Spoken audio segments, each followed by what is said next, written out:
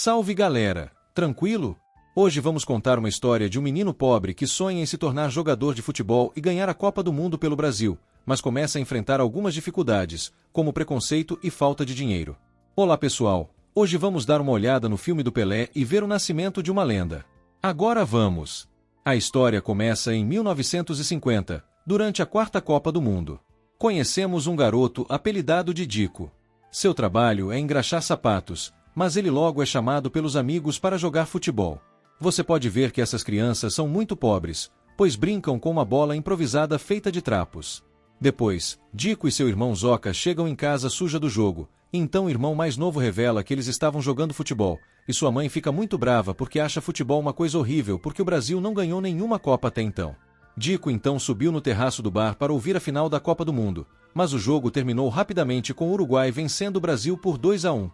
Dico ficou triste com o resultado e começou a chorar. Depois, ele vê o pai saindo do bar chorando, então promete que um dia ganhará um troféu para o Brasil, mas o pai do menino fica muito frustrado com o esporte e aconselha Dico a estudar e esquecer o futebol. No dia seguinte, Dico foi trabalhar com sua empregada. Ela então pediu ao menino para terminar de esfregar o chão e foi embora. Mas não muito tempo depois, um jovem que morava lá veio conversar sobre futebol com os amigos.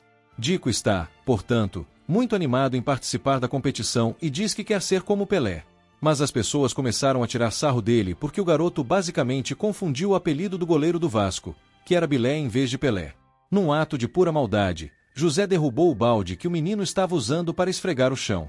Logo sua mãe chega lá e pede desculpas para ele não perder o emprego, mesmo Dico não tendo feito nada de errado. Mas antes de sair, Dico roubou um panfleto do torneio amador sobre o que os jovens estavam conversando.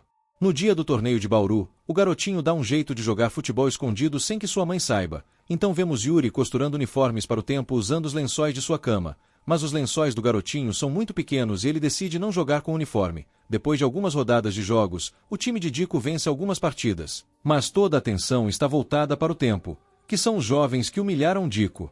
José então vê que os meninos não têm chuteiras para brincar e começa a tirar sarro deles. Então Dico diz que eles precisam comprar alguns, e o bonitinho tem a ideia de roubar sacos de amendoim de um caminhão próximo e vende-los aos moradores para arrecadar dinheiro para comprar chuteiras de futebol. Os meninos então fizeram exatamente isso, e José foi até a barraca deles e começou a provocar Dico, chamando-o pelo apelido de Pelé. Mas então o menino ficou muito bravo e deu um tapa em José. E foi assim que os dois tempos começaram a se enfrentar ferozmente, como guerreiros brasileiros. Mas depois, Dico chegou em casa com a boca machucada e mencionou que foi espancado pelo professor. Mas o pai do menino percebeu que ele estava mentindo e decidiu esconder a verdade porque queria apoiar o sonho de Dico de se tornar um jogador de futebol profissional. Na final do campeonato, Fofinho declarou seu sucesso na compra de chuteiras de futebol usadas para o tempo. O narrador então começa a apresentar o tempo, referindo-se a Dico como Pelé, já que José mencionou o apelido do garoto só para irritá-lo. O comentarista então informou que assistiu à partida Valdemar de Brito, um jogador famoso que atuou pelo Brasil em 34 Copas do Mundo. O jogo começou assim e os Kings rapidamente marcaram 4 gols, mas Dico percebeu que seu pai estava assistindo e decidiu tirar as chuteiras enormes e jogar o futebol de base que estava acostumado. Então, ele começou a imaginar que estava jogando em sua aldeia em vez de em um campo de futebol. Então Dico driblou vários jogadores dos Kings e marcou um gol, impressionando a todos. Vendo isso, os amigos do menino também tiraram as chuteiras e conseguiram deixar o jogo mais equilibrado, mas infelizmente, os Kings venceram por 6-5. Mas o lado bom é que a torcida começou a bater palmas e gritar o nome de Pelé, e então Valdemar de Brito deu um cartão ao pai do garoto, mas Pelé acabou não vendo, porque logo as pessoas que foram roubadas foram levadas em campo e a perseguir os garotos, que correram para a floresta e eventualmente se separando. Mas Thiago acabou caindo e torcendo o tornozelo, então ele e Pelé ficaram para trás e se esconderam em um buraco. No entanto, a chuva se intensificou, causando uma penetração de terra no local, e Thiago ficou preso no buraco com uma lesão no tornozelo.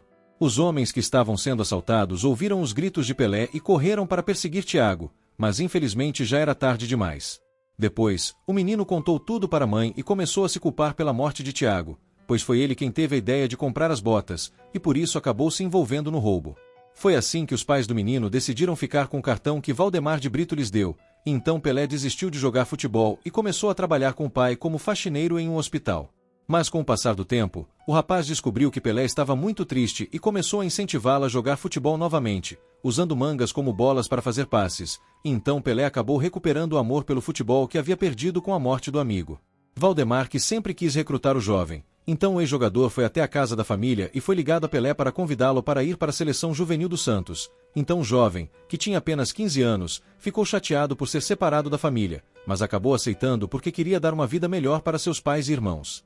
No Santos, Pelé estava sendo testado e o treinador o insultou, dizendo que ele tratava a bola como um macaco e tinha muito preconceito contra os jovens. No entanto, os resultados logo saíram e Pelé foi finalmente selecionado. Acreditei que Valdemar também o ajudou, mas com o passar do tempo, o jovem teve um desempenho ruim porque era pobre, então não estava acostumado a jogar futebol profissional, que exige dificuldades, grama e uma bola que não seja de pano. Então o jovem tentou desistir e sair escondido do dormitório à noite, mas Valdemar estava fazendo hora extra e viu isso. Então ele seguiu Bailey até a estação de trem e disse o que aconteceu. Então o jovem disse que o treinador não gostou dele e explicou que o cara chamou seu estilo de besta só porque Bailey usava uma bola na bola e outros movimentos. Os escravos inventaram a capoeira no século XVI para se defenderem das invasões portuguesas, mas a escravidão foi abolida no Brasil alguns anos depois. Então negros e africanos começaram a usar os movimentos de balanço da capoeira no futebol para executar belos movimentos de controle de bola, disse Valdemar. Sabendo disso, Pelé se orgulhava de sua ascendência e decidiu continuar jogando pelo Santos. Santos e Cubatão se enfrentaram em uma partida, mas o tempo de Pelé foi derrotado de forma contundente. Então ele se lembrou de treinar com seu pai e marcou um chute brilhante de bicicleta que impressionou até mesmo seu treinador. O jovem passou então a ter mais liberdade para jogar do seu jeito e conquistou algumas partidas pelas categorias de base do Santos, mas logo Pelé começou a chamar a atenção, por isso. Depois de ser promovido ao tempo principal, ele começou a ganhar um bom salário e voltou para casa para visitar a família, comprando um fogão novo para a mãe e um radinho para o pai ouvir os jogos de futebol. Chegou então o dia da convocação para a Copa do Mundo de 58 e Pelé sabia que jogaria pela seleção. No entanto, o menino tinha apenas 16 anos e tinha medo de decepcionar a sua família. Mais tarde, Bailey se encontra com seu amigo Yuri novamente, e o garoto explica que o bonitinho foi condenado a 1 ano de prisão porque eles o ajudaram roubando lojas e outras coisas. Yuri também costurou uma camisa com Pelé escrita nas costas, o que fez com que Dico começou a aceitar mais o apelido que José lhe deu. Então chegou o dia em que Pelé foi para o Rio de Janeiro, e o pai do menino lhe deu um ótimo conselho, dizendo que ele também havia sido jogador profissional de futebol. Mas eles acabaram fracassando nos negócios porque não tinham fé suficiente no estilo criado por seus ancestrais. Chegando ao Rio, o jovem conheceu Garrincha e Vavá, mas logo começou a conversar sobre escalada e Pelé descobriu que seria reserva. E, como um pouco de infortúnio não faz sentido, vemos que chamamos também José, que não perde tempo e começa a desacreditar o estilo de Pelé na mídia. Como José é titular, ele acha que é melhor com base no estilo de jogo dos jogadores europeus.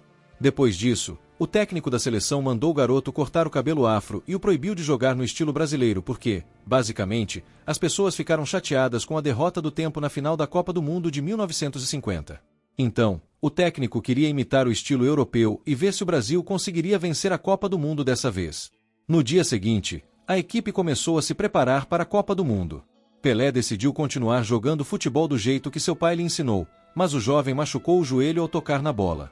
Após analisar a lesão, o médico disse que Pelé só poderia participar dos jogos da próxima temporada, o que significa que ele não poderia participar da Copa do Mundo. Aí você liga o rádio e todo mundo começa a ouvir coisas ruins que a mídia fala sobre a seleção brasileira. Eu sei que pode parecer estranho para você, mas naquela época o Brasil não tinha ganho nenhuma Copa do Mundo, então nosso futebol não era tão respeitado. A Copa do Mundo começaria em algumas semanas, mas o joelho de Pelé ainda estava machucado. Então ele está assistindo ao jogo na TV e vê o comentarista dizendo que o Brasil é um grande azarão. Mas, apesar disso, o time venceu seus 2 primeiros jogos. Bailey então iniciou um tratamento psicológico especial de um amigo, incluindo fazer chá com ervas usadas por africanos, e a condição do joelho do menino melhorou.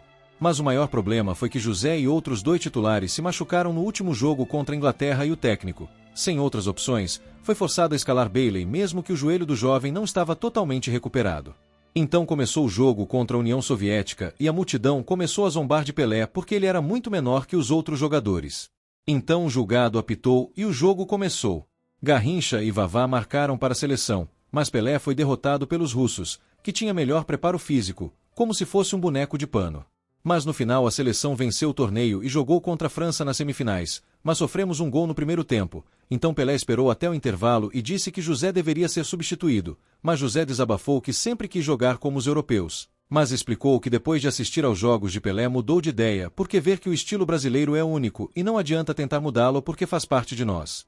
No início do segundo tempo, o jovem acalmou o conselho de José, dominou a bola com o peito, passou por 3 jogadores franceses ao mesmo tempo e marcou um lindo gol de voleio. Poucos minutos depois, Pelé marcou mais 2 gols e o Brasil avançou para a final. Então, o tempo se preparou para a partida contra a Suécia por dias, e aí no dia da coletiva de imprensa, o técnico sueco começou a criticar os jogadores brasileiros, dizendo que o Garrincha nasceu com uma perna maior que a outra, que o Brasil tinha sido eliminado à toa, e a maioria das pessoas perdeu que a Suécia iria arrasar o Brasil. No dia seguinte, Pelé percebe que a moral do tempo é baixa e tenta sugerir um joguinho para animá-los, mas Garrincha e Zito dizem para Pelé não desperdiçar da paciência, mas José decide apoiá-lo e diz que pode ser uma boa ideia, então todos acabam concordando. Então eles começaram a fazer todo tipo de coisa com a bola, até mesmo derrubar o açucareiro de um homem cujo nome eu não sabia.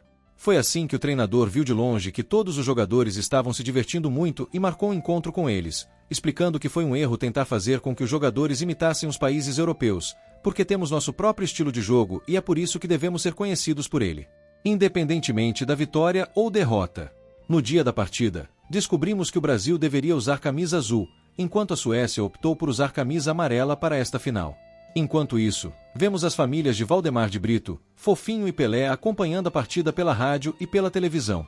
Ao chegar ao estádio, o julgado apitou e o jogo começou, mas Pelé logo começou a receber vários empurrões e faltas. No entanto, o julgamento fez vista grossa para isso. Com apenas 4 minutos de jogo, a Suécia marcou um gol, o que deixou o Brasil muito frustrado.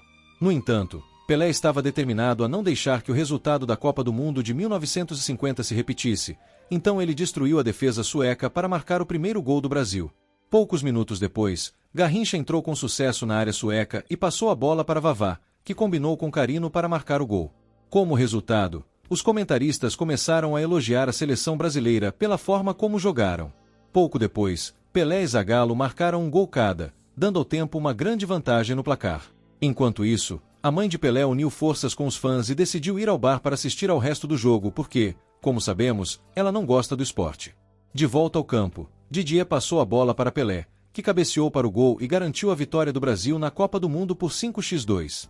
Por fim, a seleção e o povo brasileiro iniciam a comemoração, e o filme termina com imagens reais da Copa do Mundo. Ao fundo, o craque do Real Madrid Pelé fala sobre seus sentimentos naquele dia, explicando que ficou longe de casa por mais de um ano, mas para ele foi apenas um piscar de olhos. Olá pessoal, quem você acha que vai ganhar esse troféu? Qual você acha que será o placar final? Deixe-me saber nos comentários. Como vocês sabem, nosso querido rei do futebol está passando por um momento difícil, então nossa equipe envia às firmas bons votos e apoio em sua recuperação. Muito obrigado por assistir. Até a próxima!